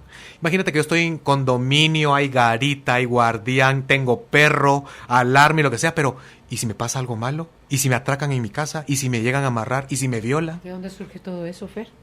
¿Dónde te vuelves tan compulsivo? Obsesivo. Yo les quiero contar algo. De una vez que estamos mencionando todo eso, yo lo que he visto, es cierto que hay traumas, hay condicionantes a nivel de infancia, pero muchos trastornos obsesivos compulsivos que me ha tocado trabajar, lo vemos a nivel de familia. Es como que ellos asumen más miedo. Es que son muchos miedos. Son aprensivos en exceso. Sí, es mucho miedo que hay acá. Y pareciera ser que no es el miedo de una sola persona, sino como de varias. ¿Me explico? Entonces es bien interesante porque trabajamos el mismo formato y protocolo con esta persona, pero de ley, en mi caso, que manejo esa técnica, sí siempre trabajamos el tema de las constelaciones. Una persona de obsesiva compulsiva, eso se llama el TOC, trastorno obsesivo compulsivo, además de tener obsesiones de pensamientos, viene y va a tener compulsiones. ¿Y qué son estas compulsiones? Son conductas repetitivas que voy a realizar de cierta regla y de cierta forma, porque esto va a ayudar a que empiece a disminuir mi propia ansiedad, ¿sí? Son aquellas personas que, por ejemplo, ¿te acuerdas aquella película de Jack Nicholson, As Good As It Gets? ¿Te acuerdas? ¿Te acuerdas de esa película con Helen Hunt y Jack Nicholson? Él era un obsesivo compulsivo que iba caminando en la calle, pero no podía pararse encima las de una líneas. rayita, en las líneas del piso. Por ejemplo, ese es un obsesivo compulsivo. Un obsesivo compulsivo pueden tener varias variantes. Por ejemplo, hay aquellos que son verificadores. ¿Cuáles son los verificadores? Reviso todas las... Ya echaron llave en la casa y vuelven a pasar y vuelven a pasar. varias vuelven a veces. pasar Y por ejemplo, son aquellas personas... Me tocó trabajar una vez con una chica de colegio que ella venía, hacía su maletín en la noche y lo revisaba 3 veces. Y en la mañana se tardaba, mija, apúrate. Y ya metí los lapiceros, lo sacaba y lo volvía a meter. ¿Será que se me olvidó algo? Y lo volví a revisar 4 o 5 veces. Hay quienes se lavan las manos, una, otra Son los vez. lavadores. Barren y trapean, barren y trapean, barren y trapean, barren y trapean muchas veces al día. Hay personas que empiezan... Cuidado porque no necesariamente hay compulsión. Hay personas que son obsesivas en el sentido de ya metí esto, ya metí lo otro al carro y lo vuelven a repetir. Esos son los repetidores. ¿Por qué no son obsesivos compulsivos? Ellos solo son obsesivos porque solo trabaja su mente. Pero no tienen que hacer algo para disminuir su ansiedad. Por ejemplo, si yo tengo pensamientos de miedo, pero estoy revisando... Me estoy lavando continuamente mis manos porque tengo miedo a contaminarme o agarrar una enfermedad, ¿sí? Ahí estoy repitiéndome 10 o 15 veces. Me toca trabajar con gente que, por ejemplo, se lava las manos durante 15 minutos. Como que fueran médicos. No, peor. Y se echan 10 o 15 raciones de jabón. Gente que se pasa 45 minutos en una ducha, ¿sí? Pero pues se les debe estar olvidando que se están bañando, digo, o sea, que están pasteando y pasteando y pasteando. Sí, gente que se saca sangre de las manos porque la tanta raspado que se hacen y las tienen resecas. O sea, pueden haber infinidad de tipo de formas para ser ser obsesivo compulsivo. Hay gente que es muy ordenada, hay gente que incluso es acumuladora. Por ejemplo, eso se le llama el síndrome de Diógenes. Han visto, por ejemplo, en la tele, sacan ahora muchos de esos programas de acumuladores compulsivos. Les doy un tip. Aquellas personas que tienen su casa o por lo menos su cuarto que parece bodega, hay mucho miedo o a quedarse solos o a quedarse pobres, ¿sí? Básicamente Pensamiento de escasez, el problema de cuando yo acumulo es o sentirme acuerpado con cosas y por ejemplo, eso lo hace mucha gente también, Carol, que tal vez antes eras limpia y bien. Gente de la tercera edad le pasa mucho eso. Todo lo guardan por bolsitas, empiezan a hacerse más cajitas. grandes y empiezan a guardar cosas, pero están viviendo solas. Entonces es como que me acompañan las cosas, ¿sí? Entonces hay que tomar en cuenta todo eso. Ahora bien, están las personas perfeccionistas, ¿sí? Una persona perfeccionista no necesariamente es una persona obsesiva compulsiva, pero quiero mencionar esto bastante porque hay mucho perfeccionismo, ¿sí? Y el perfeccionismo nos quita la paz, no nos deja estar tranquilos, no nos deja disfrutar de nuestra vida ni nuestro momento presente. Nos hace ¿Por qué? intolerantes, ¿ves? Porque somos muy radicales, polarizados, inflexibles y autoexigentes. Y es más, cuando soy autoexigente me critico mucho a mí mismo, pero cuidado, también critico a los demás. Cuando soy perfeccionista no solo espero que yo haga todo perfecto, sino que también espero que el otro lo haga igual. Entonces ahí podemos tener problemas con nuestros empleados, con nuestros hijos o con parejas, porque somos muy propensos a frustrarnos muy rápido. Porque yo quiero que sea todo nítido y perfecto, pero no todo va a ser así. El perfeccionista tiene pésima tolerancia a la frustración. Así es, por cualquier cosa se enoja, ¿sí? Entonces, ¿por qué? Porque hay una exigencia muy, muy grande y está la expectativa. Si yo tengo una expectativa y esa expectativa no se cumple, pues me voy a frustrar. El perfeccionismo viene también de inseguridad, Fer, de pequeñez, de sentirte poco valioso. Sí. Y entonces tú como el inseguro que se hace el fuerte, el gritón, para aparentar que es fuerte, pero en realidad es débil. La persona perfeccionista tiene que demostrar que sí puede, ¿sí? Yo lo que he descubierto mucho es cuando les digo, y es, las personas perfeccionistas, he visto dos situaciones. En primer lugar, vienen de papás que son sumamente estrictos. En muy pocos casos he visto donde es que mis papás eran un desmadre y aquí el que tenía que ponerse las pilas y el que poner orden y el darle de comer a mis hermanitos era yo. Sí, muy pocos casos. Ahí se da un efecto de lo que se llama sistema de compensación de personalidades. Por ejemplo, si mis papás no asumen el mando, son irresponsables y parecen adolescentes, uno de los hijos asume el rol, el que tenga el temperamento más fuerte y decidido y responsable, y dicen, háganse a un lado, ustedes no pueden. Uno es el papá y el otro es la mamá.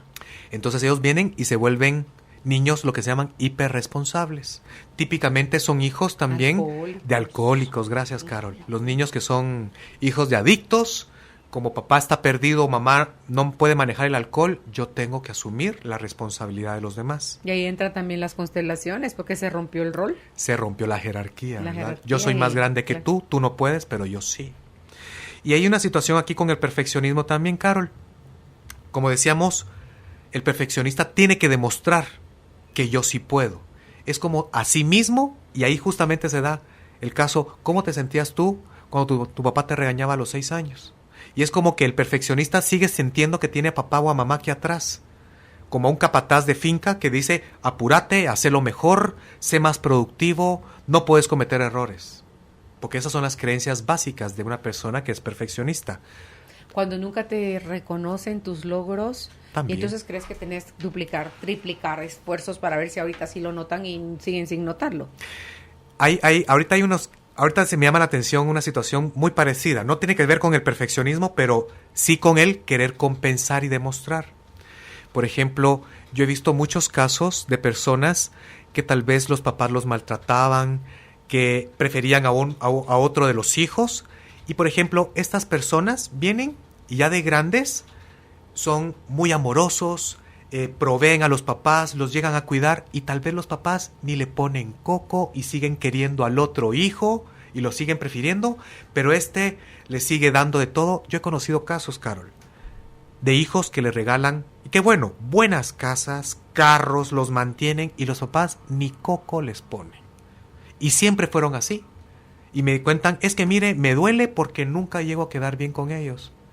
Ellos siguen siendo esos niños chiquitos que están esperando que ahorita todavía a los 50 y tantos años mi papá me reconozca y me diga, mi hijo, gracias, o me siento orgulloso de ti. ¿Cómo se corrige eso?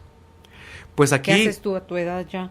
Pues aquí lo trabajamos, valía y capacidad, Carol, ¿sí? Y asertividad, saber poner límites. ¿Hasta dónde ayudamos a estas personas a que se hagan conscientes de esa necesidad de aprobación de papá y que papá ni mamá ni va a cambiar, ¿sí? Y que yo ya soy adulto y todo yo me lo puedo dar, me autoparentalizo. Y ojo, porque si papá y mamá ya murieron, nuestra necesidad sigue latente. Así es, que de vigente ahí no, esa herida. No, porque ya se murieron, ya ni puedo esperar la aprobación de ellos. Nuestro niño interno que cohabita con nosotros sigue buscando en otras figuras la aprobación de que originalmente pedíamos a papá y mamá. Así es. Entonces nos quedamos estancados ahí. Pero sí, no importa que se hayan muerto, el conflicto está aquí adentro. No se fue con tus papás, está aquí adentro. Es de uno. Y si lo trabajamos, pues a ti te va a ir muy bien. Hay 3 elementos para que vayan analizando las personas que son perfeccionistas. No todas las personas tienen estos elementos del perfeccionismo. Uh-huh.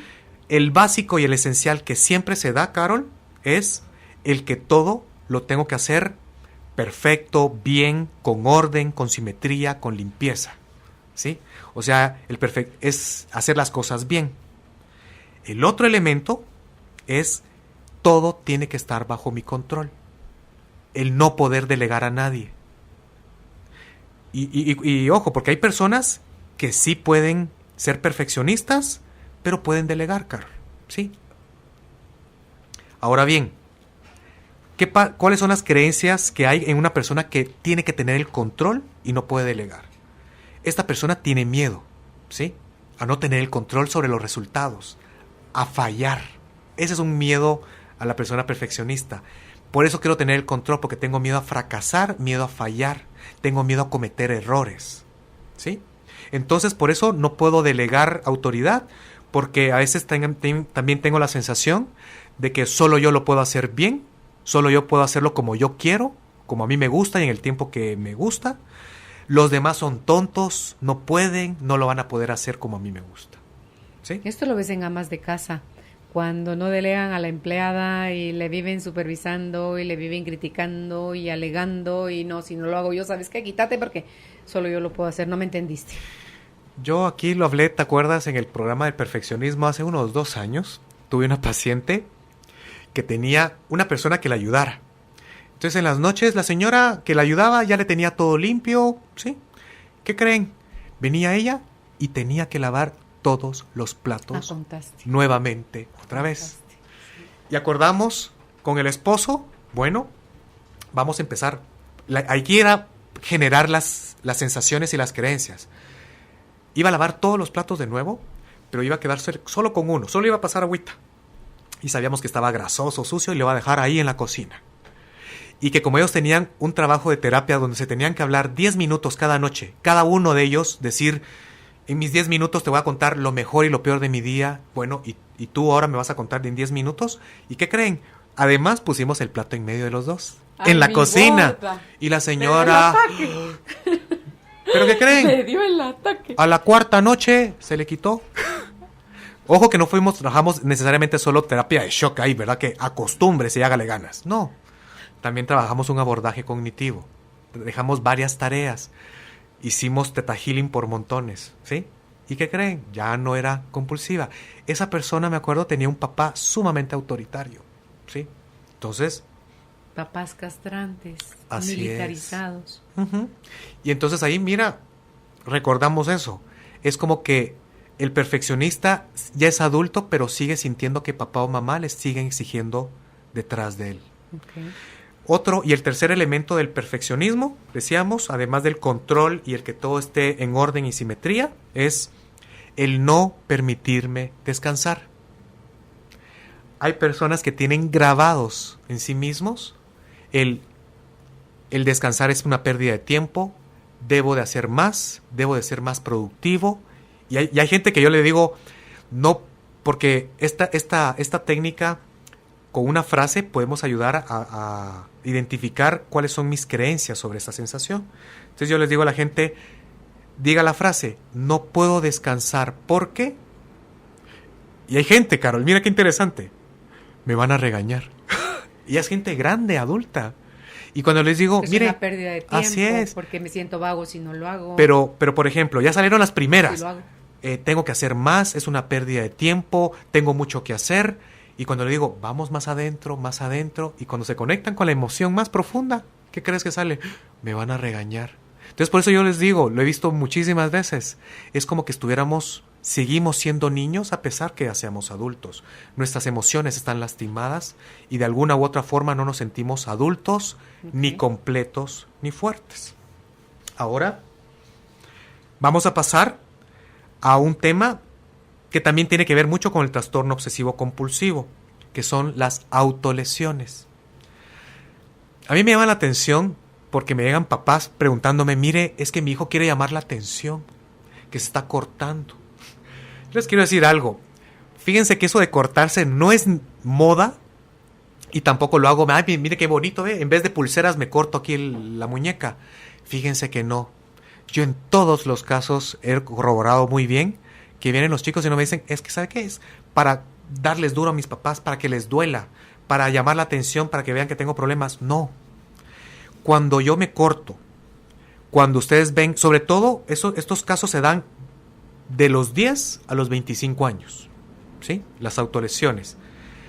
Y para que lo tengan más claro, vamos a hablar acerca de las formas típicas de un adolescente, un joven, para autolesionarse. En primer lugar, cortes. Con ¿sí? Gillette. Con gilets, con lapiceros, con cuchillas, con todo lo que te encuentres, ¿sí? Manos, muñecas y sobre todo también piernas. Yo me tocó trabajar... No se las miren. Me tocó trabajar con una chica que me contó que ya no usaba bikini ni nada, porque por piel queloide se le quedaron las marcas en las piernas. Entonces, si iba a la playa, a una piscina, tenía que usar como de esos, como shorts pegaditos, ¿verdad? Cacheteros y cosas por el estilo. Entonces, imagínense esos casos. El primero es cortarse la piel con objetos filosos.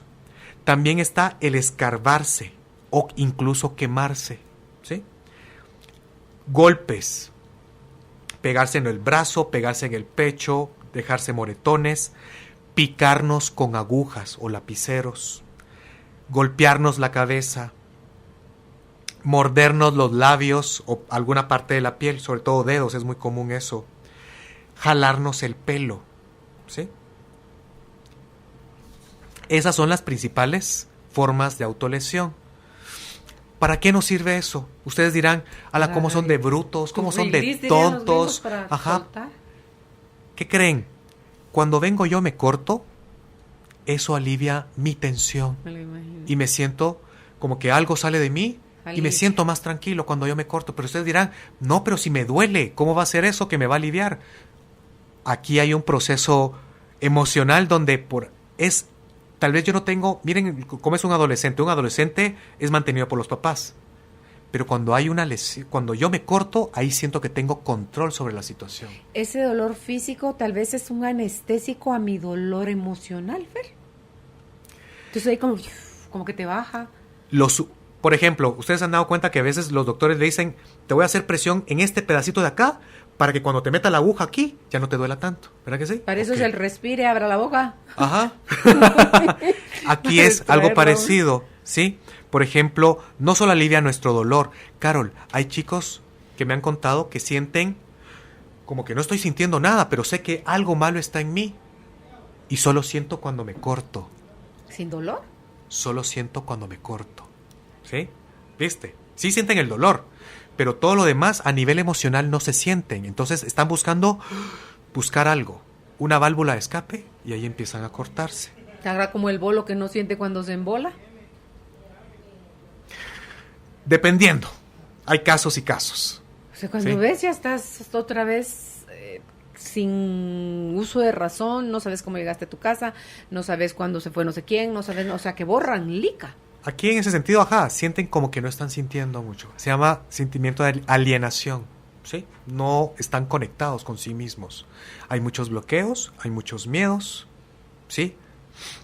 Y otra forma es de autocastigo. Esa es otra. Sí, otra forma de autocastigo. Aquí estamos hablando cuando hay mucha vergüenza tóxica, cuando es una vergüenza que está... Por ejemplo, Carol, vienes tú, vas en un lugar y te resbalas y te caes y la gente se ríe porque es normal, no se están burlando de nosotros, no hay que tomarlo personal. O sea, uno mira que alguien se cae, pues por naturaleza se va a reír, ¿sí? Entonces, ahí, en ese sentido, te puede doler a ti. Perdón, ya me perdí, Carol. Lo de la vergüenza tóxica. Y ahí y te caes, puedes sentir vergüenza. Te sonrojas, dije, ay, qué clavo hice. Bueno, te levantas, te subes a tu carro, ya se me olvidó, ya no importó. Pero ¿qué pasa con las personas que sienten vergüenza todo el tiempo? Que se sienten de menos, que sienten que no pueden pedir algo porque se sienten insuficientes, gente que incluso no pueden recibir ni piropos, ni halagos, ni regalos porque sienten culpa y vergüenza, ¿sí? Entonces, en esas son las personas cuando hay vergüenza y culpa que se vienen y se autocastigan, ¿sí? Sobre todo cuando hay papás muy duros donde dicen, es que es tu culpa, es que no estudias, y el niño lo asume, lo absorbe y empieza a cortarse y dice, sí, yo soy malo, merezco castigo, y me empiezo a cortar. Si te das cuenta, todos estos temas se pueden resolver de verdad 6, 8 sesiones máximo. Podemos trabajar eso. Pero ahí hay que ir con los papás también, pues, o sea, hay que trabajar con los papás porque o super empoderas al patojo para que pueda él ya ser como inmune a sus papás, porque ahí es la fuente de origen el problema. En muchos casos, al principio lo que hacemos es trabajar con los papás primero. El chico empieza con medicación. Ya empieza, los medicamentos, los ansiolíticos, por ejemplo, empiezan a funcionar a partir de las 2 semanas. Entonces, en ese tiempo nos da chance para que él se estabilice, pero tú lo decías, primero también tenemos que trabajar a nivel familiar. ¿De qué sirve, Carol, si en terapia trabajamos bien a un chico para que se sienta mejor consigo mismo y en la casa lo van a golpear, lo van a ningunear, lo van a criticar? Es como que te sano la herida, pero te la volves a abrir y te echas un poquito de sal y tierra encima de eso, ¿sí? Entonces, habría que tener todo un trabajo, un abordaje integral, familia y el chico, ¿sí? Pero todos estos casos, Carol, a mí me llama la atención cuando empiezo a ver esto, viene la gente y me dice, es que mire, llevo 2 años así, 3 años así. Y ese es el problema. Como no han enloquecido, Dios mío. Nos acostumbramos a ser infelices, ¿sí? Por eso decimos, Carol, el que va a terapia, el que va a sanar su conflicto es valiente. Porque tiene miedo, pero sabe que quiere salir adelante. En cambio, las demás personas se mantienen en un estado de comodidad. Y comodidad, recordemos que no necesariamente es felicidad, pero o no saben, o les da miedo, o puede ser que piensen que estoy loco si voy a un psiquiatra o un psicólogo, pero como decíamos, pues depende de usted si para de sufrir, claro, porque hay muchas técnicas y herramientas para trabajar todo eso. Vamos a hacer una pausa. ¿Vamos a regresar con algo más o entramos de lleno ya en las preguntas? Con las preguntas. Al regresar, entramos ya de lleno con las preguntas que ustedes han planteado sobre el tema de hoy: estrés, angustia y ansiedad. Dale me gusta a nuestra página oficial en Facebook, Carolina la Mujer de Hoy. Comparte nuestros contenidos, mensajes e información. Ya de regreso con nuestro invitado, el licenciado Fernando Young. El tema de hoy súper interesante: el estrés, la angustia y la ansiedad. A ver, Fer, acá te preguntan: buenas tardes, yo padezco mucho de ansiedad por miedo a enfermarme con algo grave o que mi hijo se caiga y se golpee la cabeza. Pienso demasiado en eso. Sí, aquí ya está establecido un miedo anticipatorio, ¿no? Ya está pensando algo que no necesariamente va a suceder, pero cuidado porque ya tiene algo que se llama pensamiento catastrofista. Ya estoy viendo solo lo negativo. Y ¿sí? Eso lo jalo, Fer. Con mi pensamiento también me sucede, sí, así es, correcto, porque por ejemplo, si tú estás con miedo, Carol, imagínate que no tal vez no lo jalo a nivel de energía, pero puedo cometer más errores, me voy a caer porque estoy nerviosa cuando tengo miedo. ¿Cuál es la sugerencia ahí para ella? ¿Cómo se corrige eso? Es que no hay soluciones fáciles, no hay ninguna pastita para todo eso. Porque tiene un origen que puede ser diferente del origen de alguien más, entonces es un caso... Por ejemplo, ella dice, tengo miedo mucho a enfermarme. Vaya pensando cuántos eventos realmente traumáticos reales le pasaron a usted para que tenga el miedo a enfermarme. Ah, mi abuelito se murió de tal cosa, a mi papá le dio un infarto. Ok, ahí con eso empecemos a analizar por qué me está afectando mucho.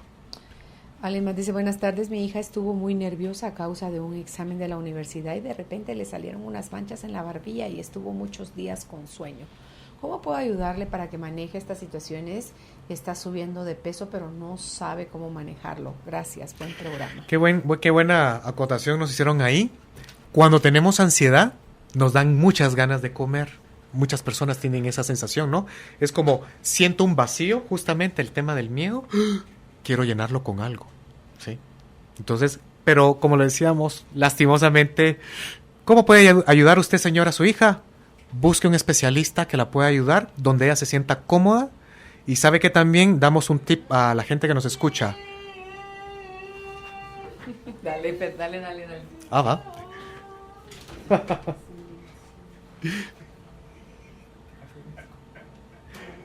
Perdón.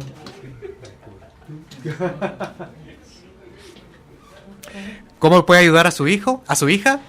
Llevándole a una terapia. Y decíamos, el tip de este es, si usted está en terapia o está llevando a alguien a terapia, a la tercera sesión ya tienen que verse resultados.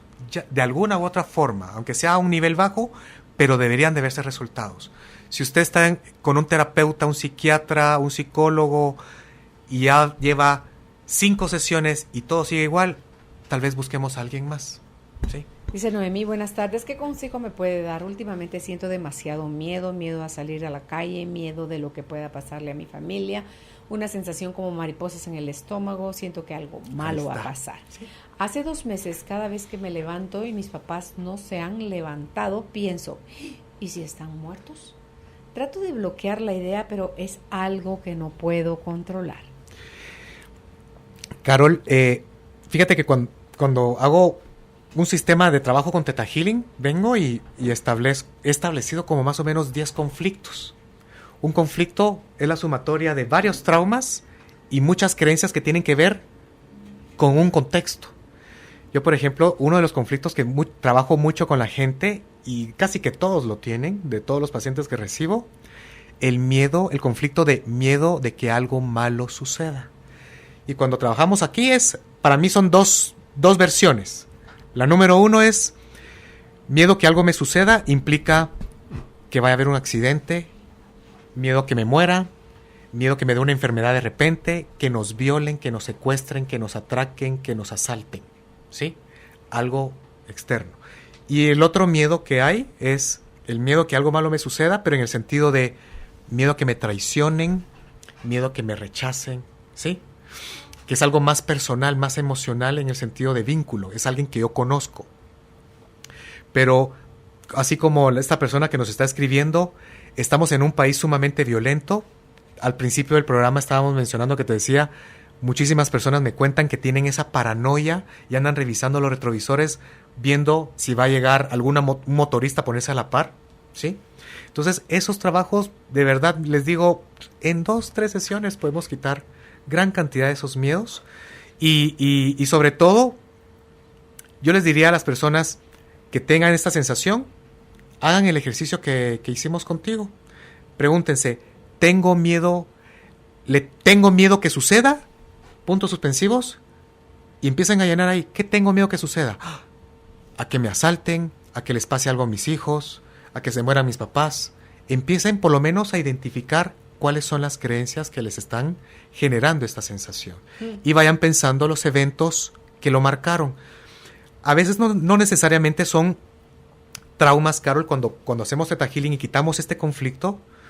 Lo usual es cuando me robaron el carro, cuando asaltaron ya 3 veces a mi papá, ¿sí? Pueden ser cosas muy cercanas, pero a veces me ha tocado trabajar este conflicto con gente que me dice, mira, a mí nunca me ha pasado nada, ni a mi familia tampoco, y cuando empezamos a analizar, ¿qué crees?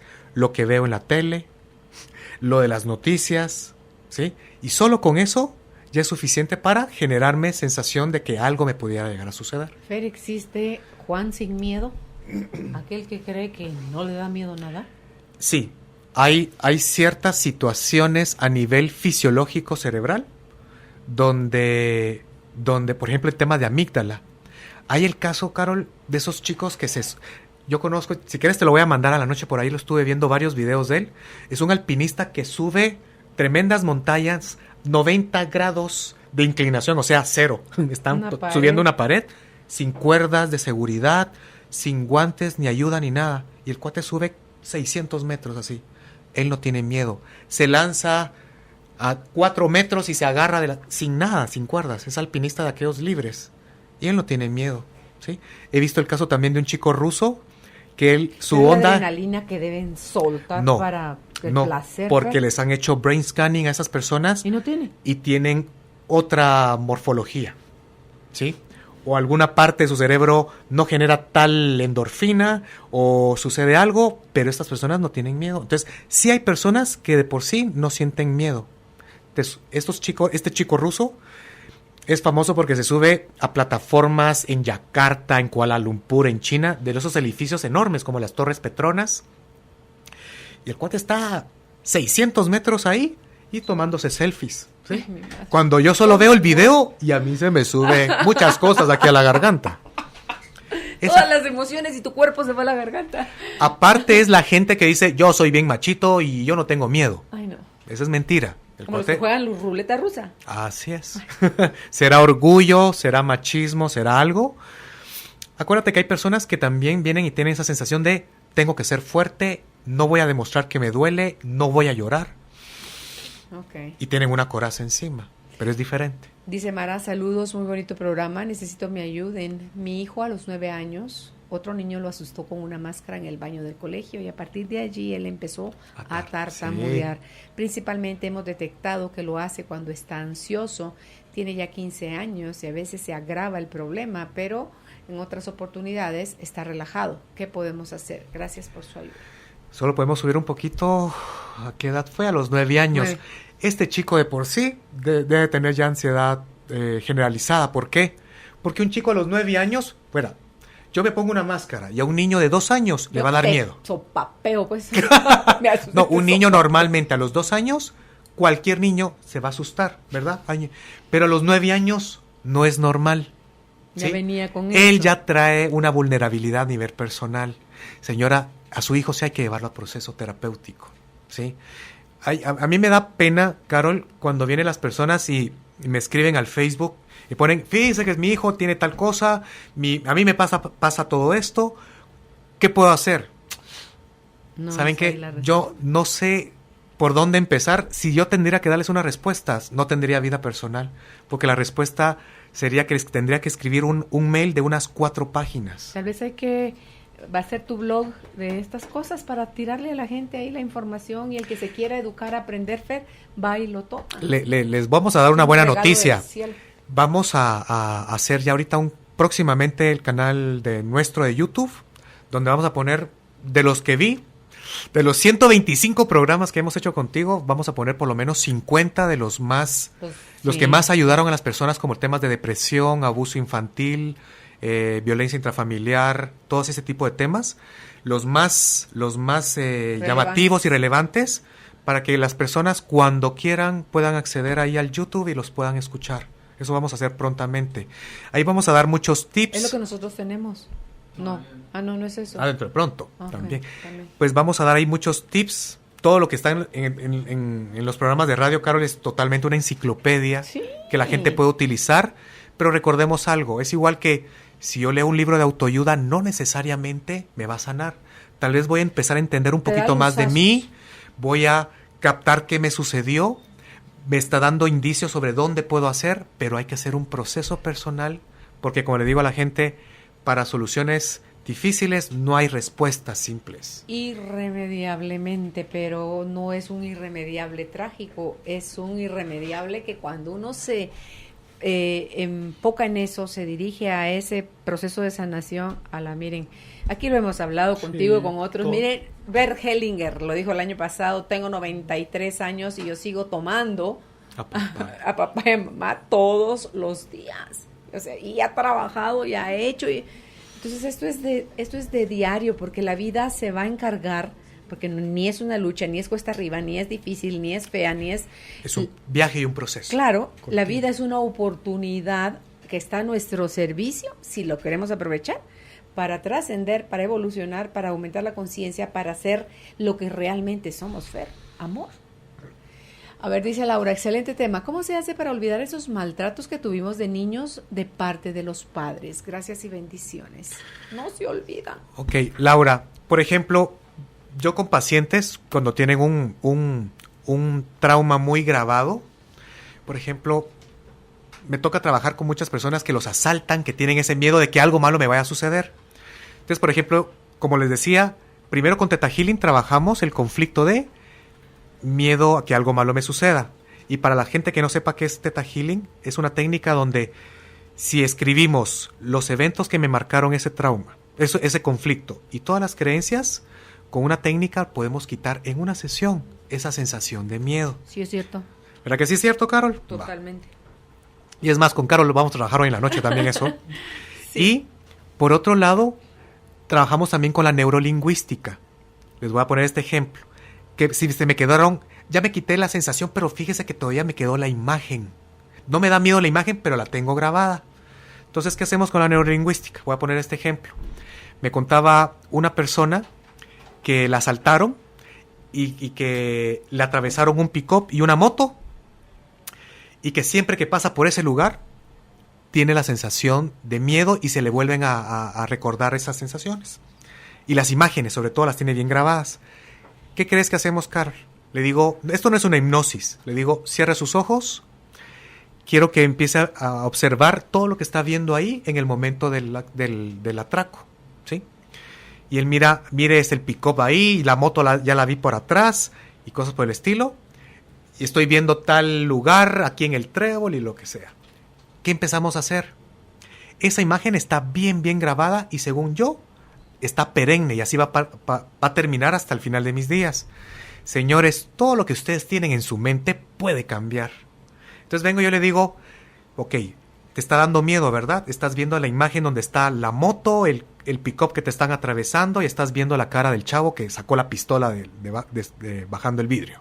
Entonces vengo y le digo, ahora imagínate que a esta escena ponerle la canción del Chavo del 8 de fondo. ¿Sí? Y empiezan a hacer ta, ta, ta, ta, ta, ta, ta, ¿sí? Y le digo, y ahora imagínate que a la par de tu carro empieza a pasar un desfile de un circo. estás escuchando también que por ahí a la par está un mariachi. Y mira el suelo, hay un montón de pino regado. Escucha la marimba. Y le empezamos a contaminar toda la imagen con sonidos, canciones, el Chavo del Ocho, todos los personajes. Ahora mira cómo la persona que te está sacando la pistola te está echando agua porque es una pistola de agua. Y este está vestido de mujer, es transvesti. Y se empiezan a reír. Vengo y al final de todo ese... Y le hago el MDR, ¿sí? Hacemos estimulación binaural, tocamos alternadamente sus rodillas o sus hombros. Eso hace que se grabe una sensación, es una imagen. Al finalizar la sesión, Carol, le pregunto, a ver, ¿cómo te imaginas en la tal calle del Trébol? Y se empiezan a reír. Con todo lo que ya le pusiste. Porque ya no están viendo ni a los ladrones, ni a eso. Y a los ladrones los ven con peluca de mujer, pintados como payasos o lo que sea. Ya lo que hicimos es contaminamos totalmente esa imagen. En la pregunta de ella, Fer, me llama la atención qué es lo que muchas veces queremos olvidar. Porque ella dice cómo olvidar todo el dolor de la infancia. No se va a olvidar. Mi dolor de infancia yo lo puedo seguir recordando. Lo que ya no produce en mí es dolor. Ya no, ya todo lo que estaba asociado ya no está. Con el solo hecho, Fer, de hacernos conscientes de nuestra participación en la impregnación o impresión o cuando la impronta que hacemos nosotros del evento, quien la validó, la sostuvo, la archivó y la sigue necesitando para algo, somos nosotros. Y empezamos a trabajar todo esto en terapia, ese deseo, esa necesidad de encontrarle utilidad a todos esos recuerdos dolorosos, va bajando hasta que desaparece, porque eso ya no está pasando. Eso es cierto, pasó, y fue feo, sí, y dolió, sí, y daba tristeza, sí, y no me sentía amada, sí, pero ya no tiene utilidad. Entonces, cuando yo puedo darle una revisada o una nueva vista, una nueva mirada a mi historia, ya sin dolor, Fer, no me queda otra más que decir, bueno, pues sí, así me pasó. Hay un punto, Carol. En terapia no le cortamos la cabeza a los monstruos, los abrazamos y se desaparecen solitos. En terapia lo que hacemos es una reconciliación con los eventos, a manejarlos mejor, a reeditarlos, a darles un sentido, y lo que hacemos al final de cuentas es lo asumo. Esto fue lo que me pasó, ¿sí? Y esto ahora me hace lo que soy yo ahora. Sí. Y nos hace sentirnos orgullosos porque lo que no me mata me hace más fuerte. Y oigan que asumir no es aprobar, asumir no es estar de acuerdo, asumir es comprender con el corazón finalmente que así fue como pasaron las cosas. Tenía un porqué. Es lindo porque en la filosofía de constelaciones familiares no decimos lo acepto, porque aceptar es desde un punto hasta de ego, decir yo soy más, entonces yo sí te acepto, sino que aquí es simplemente sí. Asentir. Dice alguien más, ¿puede la bipolaridad aflorar a los 60 años como producto de la ansiedad al haber sufrido la muerte de su papá por suicidio? Pues hasta donde yo sé, no necesariamente ha de ser bipolaridad, ¿sí? Yo sí le digo, a mí me llama la atención, y lo hablamos con varios colegas y amigos, de que, por ejemplo, hace poco estuve con Vivi Solís y estábamos hablando de que todos llegan a decir, es que ayúdeme porque soy bipolar. Está de moda decir que soy bipolar, y cuidado. Cambios drásticos de humor. Y la bipolaridad no necesariamente eso. Lo que ustedes tienen es un humor inestable. Hoy estoy enojado, ahorita estoy de buenas. No, señores, si ustedes supieran qué es la bipolaridad, santo cielo, es bastante difícil. Para que haya bipolaridad, yo diría primero hay que ir con un neurólogo y hay que hacer un análisis para ver cómo estamos en nuestros niveles de litio. ¿A qué edad te pueden detectar que sos bipolar? A partir de los 18. Ok. Sí. Dice, ¿cómo afecta al socializar los miedos y ansiedades? Mi esposo, hijos y yo no mantenemos amigos. Sí trabajamos y compartimos, pero no tenemos amigos íntimos. Saludos. Sí, aquí habría que ver quién es la persona que está manejando más el control de la familia, ya sea papá o mamá.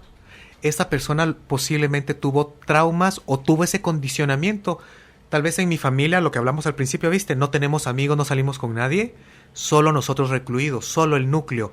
Esta gente tiene creencias, el grupo, como no podemos confiar en nadie, solo la familia, los amigos no existen, ¿sí?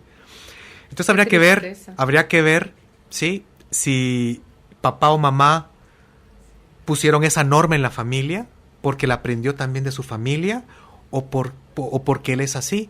Yo conocí el caso, Carol, donde había una persona muy dominante y que tenía rasgos de autismo, ¿sí? De Asperger, y él no quería socializar con nadie. Pero ellos son así, los pero ellos no quieren ni que los toques ni que nada. Rasgos de Asperger, no estoy diciendo totalmente Asperger. O sea, entonces él era también muy dominante y no quería ni que la esposa ni que los hijos se relacionaran con los demás.